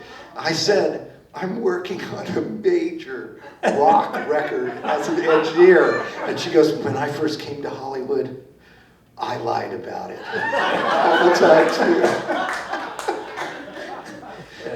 It's a glamorous job for sure. But so he finally took the $500 just so she would go away, right? And then you refused to buy him nachos ever again because he was rich. I was like, you get your own ride down to Sunset Boulevard. That's show business right there. Oh my gosh. That's it. Yeah, can you talk a little bit, I know you've done this in other talks too, and it's a little different than songwriting, but I'm really curious when you got into, let's call it broadly, advocacy for musicians in the digital age. You know, you've done a lot of work really trying to do everything from just writing about it and raising awareness to the unfair practices and the ways that musicians get paid or their work is monetized and how little of that money they actually see, to going all the way to going to Washington, D.C. and pushing for legislative changes. How did you first get into that?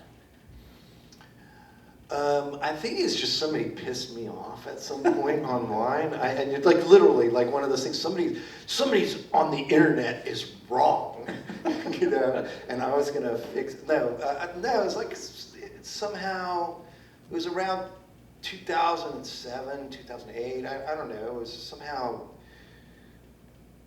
you know, like I made some comment, I was like, yeah, you know, I mean, I know people are just, you know, peer-to-peer file sharing music and stuff like that, but you know, at some point, you know, musicians need to be paid, and I kind of got in an argument with somebody like that, and so I was like, I don't know, I was like, well,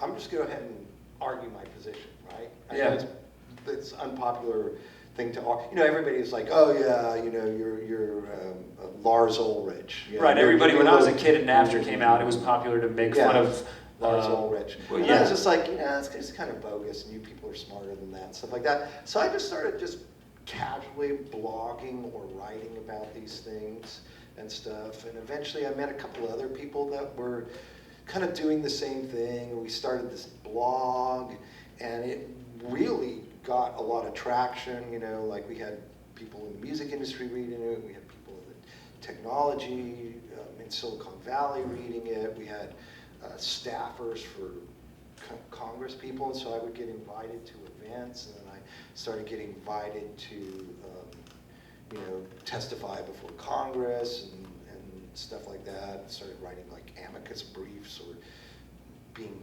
co-author of amicus briefs and stuff like that in court cases and such. But then one day I was just teaching a class at UGA, and we were talking about something called mechanical royalties. And so I was showing the students my statements, and one of the students goes, "Where are your royalties from Spotify?" I was like, "Yeah." So I'm just going through the slides, and I'm flipping through this statement, and I'm like, I'm not really sure. And you know, I didn't think anything about it and stuff like that, but then I was like, where are my royalties from Spotify? And I was like, it's like, well, maybe somebody else is collecting them that they shouldn't be collecting. Like maybe my old publisher is collecting them and they shouldn't be, or maybe somehow they're getting paid to the record label and the record label is supposed to pay me. So, you know, maybe somebody's making a mistake somewhere. But as it turned out, I started asking my friends, and they're like, yeah, I can't find. So anyway, what ended up happening is we had a class of like people who publish their own songs. It's a little hard to explain what that means. But basically like sort of indie songwriters who haven't signed a deal with a major publisher. We discovered none of us were getting paid. So jeez. I just went and started interviewing class action attorneys, and then we did it. That's incredible. Yeah. I mean, and you were part of passing that some legislation Music Modernization Act, which yes. is the result. Well, I'm more part of it because we scared the bejesus out of the streaming companies after that class action lawsuit. So they're like, okay, we'll come to the table and we'll come with a compromise for the Copyright Act for streaming mechanicals and work on the system. And it's because of this class here. I mean, if that one student hadn't said, where are your Spotify royalties, I would have been like, I don't know. That's great. I mean, that's great. Yeah, it caused you to think about this whole other thing. That's pretty incredible. Oh, yeah, thank you. And changed probably a lot of people's lives, you know? Well, to a certain extent, yeah. Have you been, like, threatened or harassed by Spotify or Google or anything like that? Have they... I used to write a lot about how Google advertised, like, served advertising on all these, like, complete pirate sites, right? Right, yeah. Actually, probably was a good RICO case there. But I used to write about them a lot. And one day they called, like, the dean of the business school, apparently, and complained. He didn't say anything to me. It was Chuck Knapp who had been the former president of the university, and then he came in for a year at Terry College, or he was there for 2 years as interim dean or something like that. He never told me that, but he did, after they called, just invite me up to his office to have coffee, right? And we had this friendship. And then later he told me, he's like, yeah, I got all these complaints about you. So I was like, who is this guy, right? And so anyway, it kind of backfired on them, because then I was friends with the former president of the university, who then talked me into getting my doctorate, and then was my major professor, and just completely changed my life. That's crazy. Right? Yeah. Yeah. Because I remember, actually, you told me this. Sorry, he wasn't my major professor. He was on my committee. Rob Takushian was my major professor. Well, I remember you were when you were writing about Google and stuff like that, you sort of hipped me to this thing that I didn't realize was happening, which is not just pirate sites, but sort of these fringe YouTube channels like neo-Nazi stuff and stuff like that. Yeah, that Google we did a study on that. Yeah, was profiting from selling ad space on their YouTube channels for like paper towels or whatever down at the bottom, and Google's making millions of dollars from monetizing this. Yeah, we did a study on with the students. We did a study with the students on what were the who are the neo-Nazi groups, a lot of metal, neo-Nazi metal, and who are they, how many views are they getting, it was interesting. We actually, the perverse thing about it was, we actually got to sort of know which ones were actually good, musically, that could play, right, when you're going through, because they'd be under hidden names, right, they would be, because they're band and the song would get banned, so it would pop up under a different name, under a different song. So this was kind of complicated tracking this stuff. So anyway, after a while we were noticing oh well, they can actually play. We're like, what are we doing here? It's like an undercover cop that's been in too long. Yeah, you got to get them out of there. You got to pull me out. Yeah, I got to get out of here. That guy's a good drug dealer. His business, when he whacks somebody. Yeah. He's got his whole thing streamlined. He's got spreadsheets. He's great at this. Yeah. Yes. Oh my God. Well, I was going to ask you something similar. This is a non sequitur, but similar to what I was asking Jordan. When you weren't sort of approaching this new body of songs, you had a goal where you wanted to write this autobiographical body of work. Outside of that, how do your songs come to you? Do you set aside intentional writing time? Or is it very much just something comes to you in the ether? Intentional writing time. I'm not 20. I don't get I don't have a bunch of spare time where I just get inspired and it's late at night and I have some energy and I got an idea for a song. You have to do it intentionally. And I've actually never been a very natural songwriter. I have to build the things in pieces, and I have to come up with a lot of ideas to get the 10 songs. So do you have for a recording fragments, and then you see these fragments could work as a song together, stuff like that? Yeah, I record fragments every morning. They're just in the voice memo, and I just little fragments, little snippets, little riffs, chord progression, melody, an idea for a song or something like that, and they're in my voice memos, which they change voice memos. So there's thousands of them in here. And then I'll set aside time, usually in May and December, when I don't have a lot of school, and I also don't usually have a lot of touring. I'll set up times to just like 3 or 4 days where that's all I do is I go through these fragments and try to stitch them into songs. And that's just the way I've been doing it for the last 25 years, I'd say. Does your math background come into play where you sort of think about, I don't want to say building it like an equation, that doesn't exactly make sense, but putting it together, do you see it as a structure you're putting together? The math connection is the more abstract math thing where you have a proof and you're like, why would this statement be true? Prove this statement true or false, or something like that. Okay. And you kind of work your way down a few steps.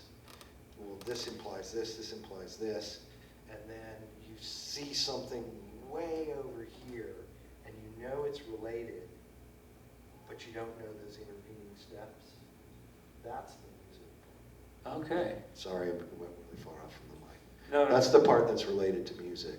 Okay, that makes sense. I've heard of people who write screenplays, for example, talk about things like that, or working backwards of like, we know we have this character, he's a plumber, he's in trouble with this guy, he owes him money. Okay, how did he get here? And now you have to connect like this to this, and that makes sense. That's cool. So I guess, and it does make sense as you get older. If you don't set aside time to be creative, it's not going to magically appear. That's right. Yeah. Well, does anyone have any questions for David? Well, Yeah, I'm dying to ask you something because you made a really interesting point, but it speaks to a paradox. Okay. And that point was that when you're young, you don't know squat. Right. And that your songs are going to get more interesting once you've had a life to live. Right.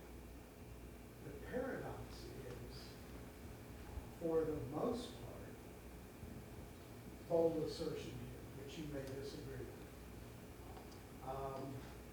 Musicians seem to sort of shoot their shot early, and people who have sustained creativity in music, in songs, across decades, that's pretty rare. Yeah, it is pretty So rare. you got a paradox there of why it is that so much creativity is happening at an age where you don't have anything to be creative. Well, because you don't really have to write about your life, and you don't really have to write about, you don't have to actually be wise in some ways. Like just being insane and full of energy is good enough for a song, or the title of a song, or a song to engage fellow youth who are just interested in a release or a breakaway, or to doing something mildly transgressive. Those are the songs that connect with younger people.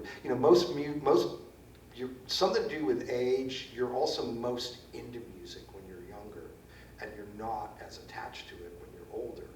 But and so when you're writing songs for those people, those are the most popular songs, and those are the most potential to sell and stuff like that. So I think a lot of songwriters do write good stuff when they're older. It's just it's harder to connect with an audience, and most people never hear the stuff unless you're like Bruce Springsteen or something. You write a really great song when you're 70, or Bob Dylan. You write a really great song when you're 70. You know what I'm saying? Yeah.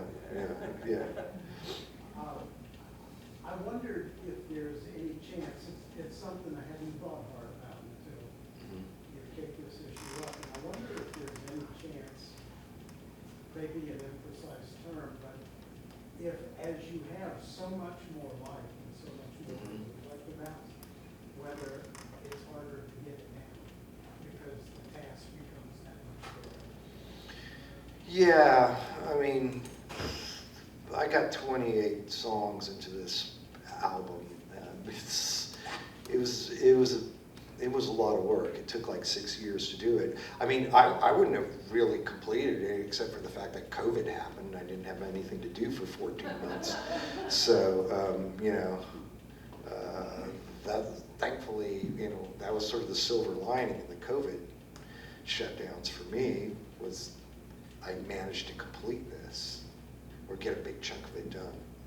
Right? I have a question. Sure. So as someone who's been doing music for many years and been writing songs for many years, I'm curious how you discover contemporary artists, how you discern what contemporary artists have lasting power versus which ones are like, what you've been talking about, like early 20s, kind of like massive artistic output, not necessarily like experience, but maybe have some like interesting songs. I'm curious, as someone who has been writing songs for a long time, how do you discern contemporary artists in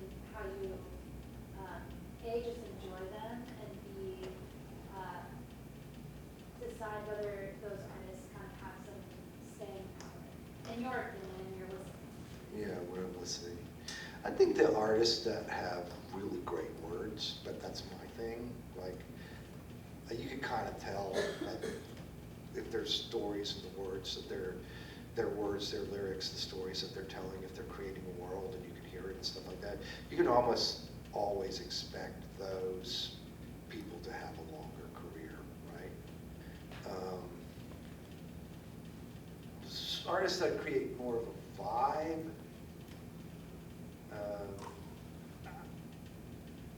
that could be fun, you know, but a lot of times those are the artists that are kind of more like a flash in the pan or something like that. But I don't know, you know, with the internet, like I don't listen to the radio anymore, so the way I discover contemporary music is largely like through YouTube recommendations, and I've been listening to a lot of like underground metal. So it's just recommending that stuff to me. So I don't actually know who's on the charts right now or anything like that, who's writing pop songs. So it's a bit weird how it comes to me, you know. And also I don't know. I've lately just really got interested in really esoteric metal. So I'm kind of a bad person to ask, okay? That's amazing. Yeah. Well, I mean, I have the same in my thing. car, listens to Necrophagist. Yeah, that's great. It's Do you listen to Chat Pile? yeah, well, Do you know that band? Anyway, yeah, I think I also do something similar where I work broadly in indie rock all the time, so I'm always just constantly listening to like obnoxious free jazz records at home, and because it's just so different from what I'm have listened to. everybody needs to listen to Ornette Coleman's science fiction after. Yeah, exactly. An album. I like to listen. Pop. I like to listen to the alternate take of John Coltrane's Ascension. That's a good one. It's a little less melodic than the first take. Anyway, sorry. Does anyone have any more questions for David? Well, thank you so much for coming out tonight. Let's hear a round of applause for David Lowery. Thank you. Yeah. And thank you all for coming out tonight. We really, really appreciate it.